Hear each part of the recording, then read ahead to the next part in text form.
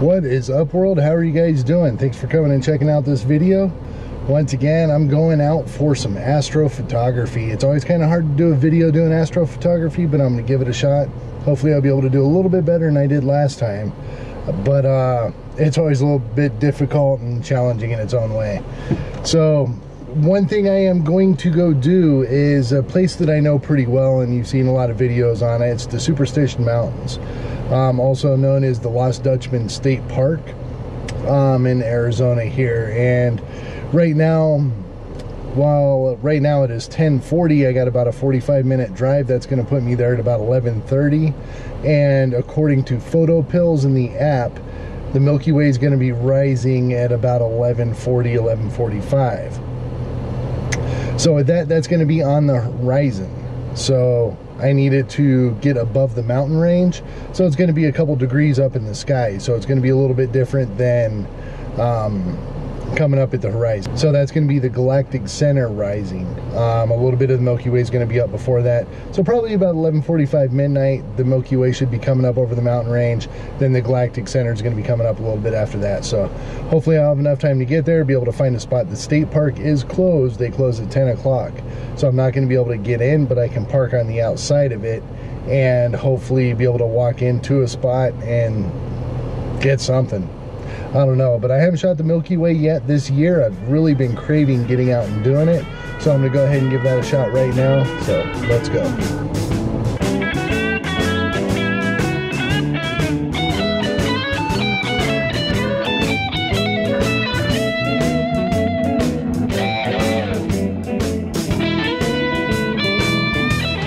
Alright guys, so I made it here and the gates were open, which is pretty nice. I wasn't expecting that. A lot of the day use is still open with access to it.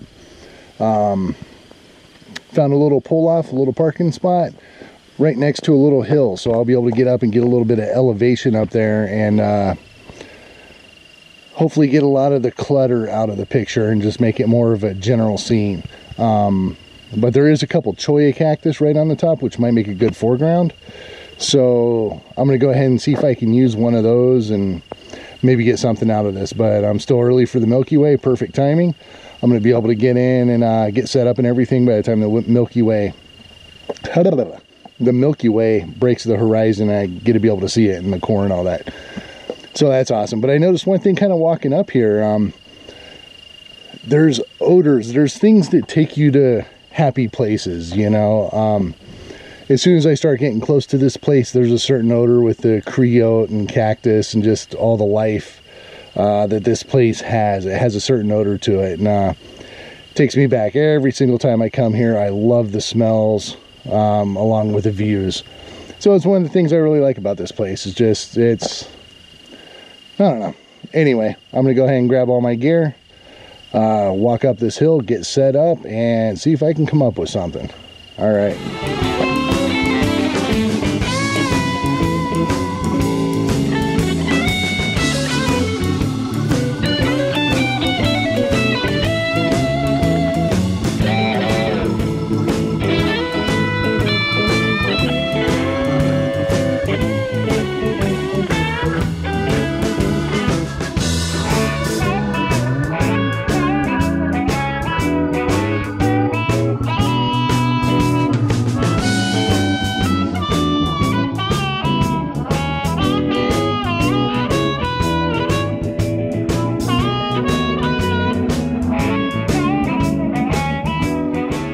Alright, so yep, just walked up here and got my camera set up.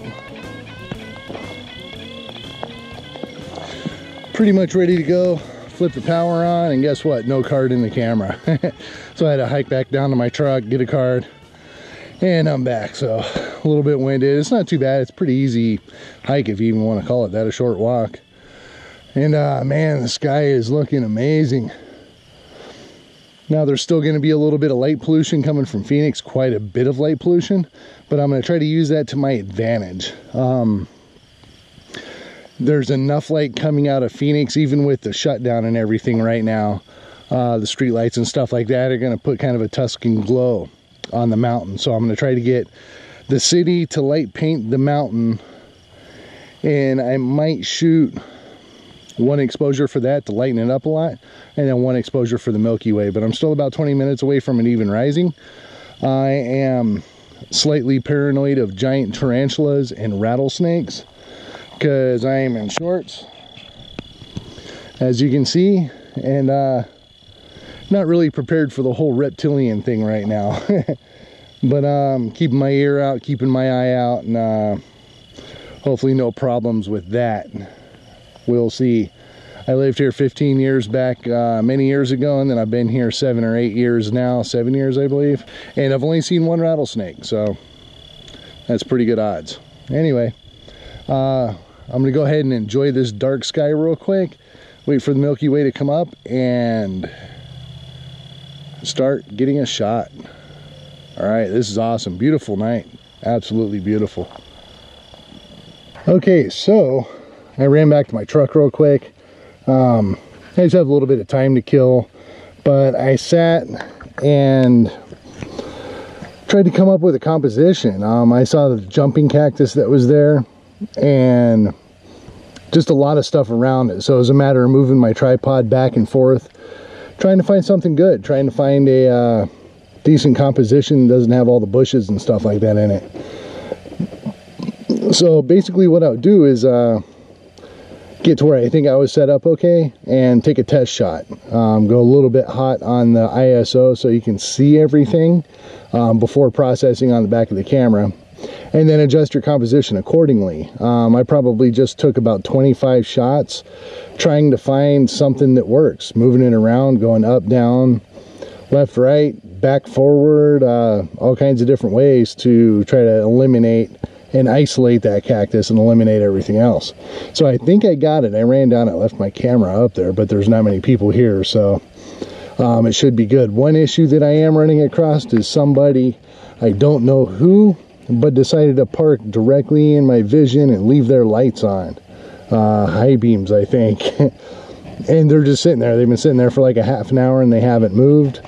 And it's kind of annoying. Another car came in while the other one was waiting there, did about 7 circles around this little tiny parking lot, and it was up there last time I looked. Hopefully he left. I don't know what he's doing, but kind of kills a night shot.